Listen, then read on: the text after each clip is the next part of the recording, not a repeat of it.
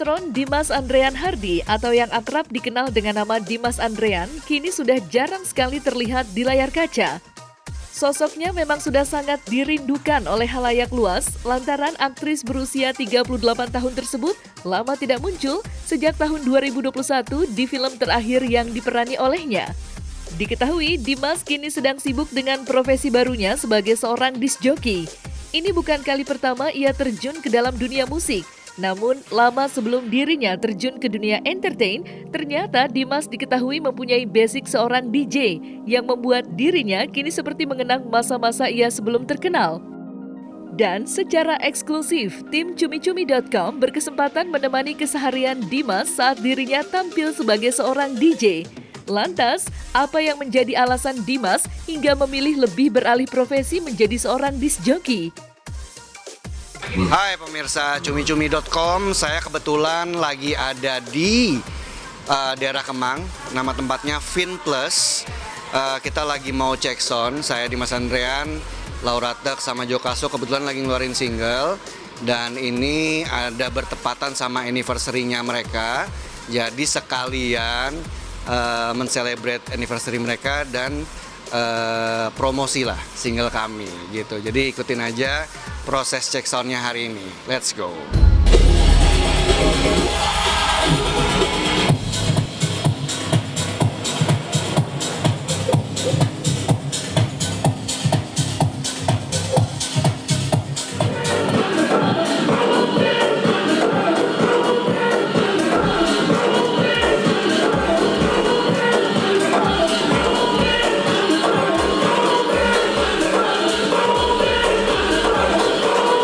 Jadi sebenarnya banyak yang nggak tahu kalau kebetulan saya tuh erat banget, keluarga itu deket dengan musik ya gitu. Jadi jauh sebelum berkiprah di dunia acting gitu ya, sebenarnya memang kita lebih erat dengan musik gitu ya. Jadi sebenarnya passion pertama itu adalah musik gitu. Jadi sebenarnya kenapa sekarang main musik ya hanya karena balik lagi ke passion pertama gitu ya. Dan seni peran juga termasuk passion, tapi mungkin tergolong baru karena di usia-usia yang lebih dewasa menekuninya gitu sih. Sebenarnya kesibukan saya beberapa tahun terakhir ini lebih ke musik daripada ke seni peran ya, daripada ke acting. Apakah pensiun dari seni peran? Apakah tidak bermain lagi?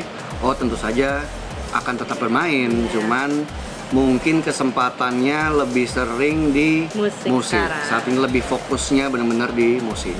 Gitu aja sih sebenarnya, nggak ada kenapa kekhususan atau mungkin sebab gitu, nggak ada. Iya sih sebenarnya itu sih. Namanya orang yang memang udah lama mungkin berpuluh tahun kali ya di dunia acting gitu ya. Yang paling dikangenin sebenarnya suasana syuting, ketemu sama krunya. Secara kalau saya pribadi orang yang memang lebih sering nongkrongnya sama kru, jadi emang lebih seru aja ngobrol sama mereka gitu. Lebih ya. Tepatnya di mana? Dekat Di dapur PU, umum. jadi dekat sama makanan, kopi gitu ya. Nah itu pasti saya sekitar situ deh, karena enak tuh. Bang kopi bang gitu kan, tinggal minta doang. Itu lebih enak di situ biasanya. Ya itu sih yang paling dikangenin sih sebenarnya.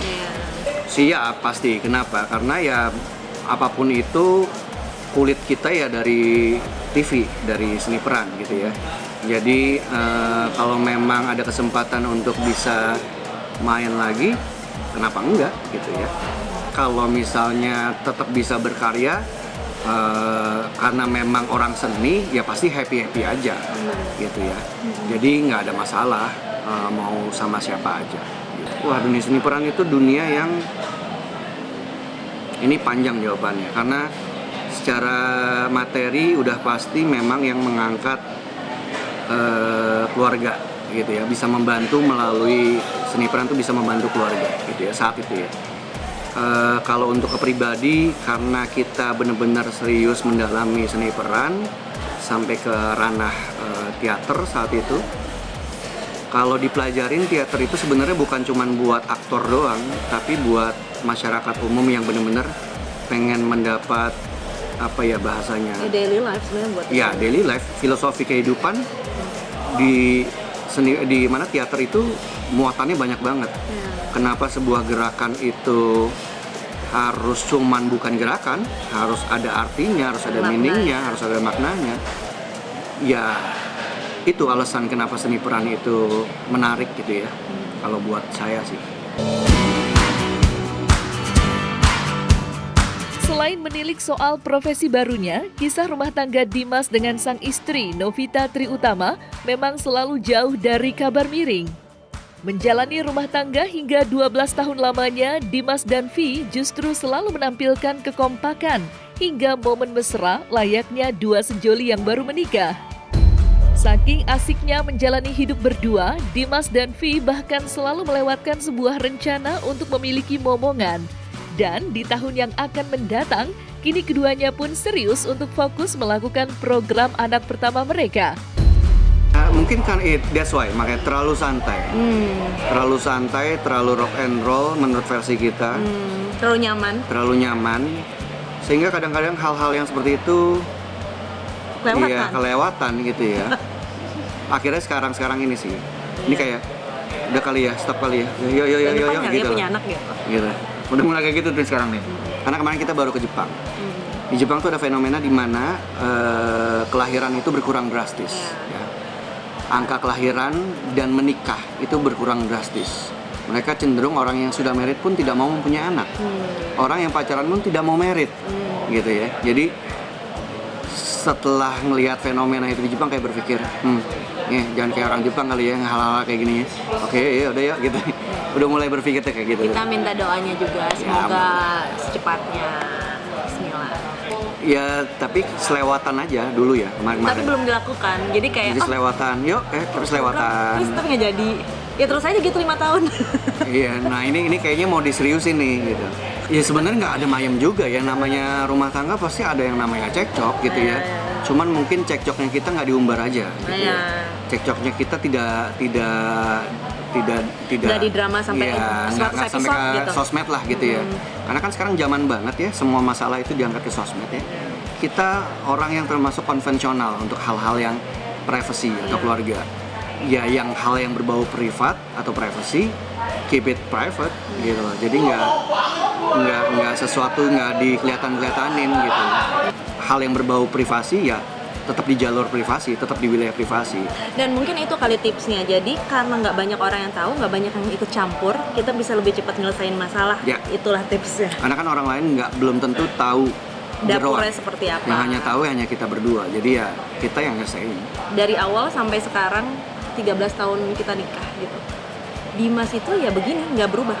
Jadi salah satu yang maksudnya kita bukan tipikal orang yang suka muji satu sama lain ya, cuman yang di sini aku sangat respect sama dia adalah karena dari from the very first time kita ketemu till now itu tidak ada yang berubah ya, dia tetap konsisten seperti ini. Maksudnya berubah pasti ada, jadi yang lebih mature dan segala macam, cuman dia nggak pernah jadi orang yang bukan diri dia sih. Dia tuh everything ya. Apa ya? Segalanya, maksudnya dalam arti orang yang benar-benar support selama 12-13 tahun terakhir ini dalam suka dan duka, banyak hal yang kita laluin bareng-bareng yang benar-benar kalau dipikir-pikir mungkin nggak semua pasangan kuat jalaninnya gitu ya. Jadi ya nggak bisa diomongin kenapanya karena memang berawal dari ketidaksamaan visi misi, ketidaksamaan karakter, jadi benar-benar bisa sinkron satu sama lain, ya kan? Jadi itu takes time tapi works gitu ya. Intinya sih komunikasi sih. Ya.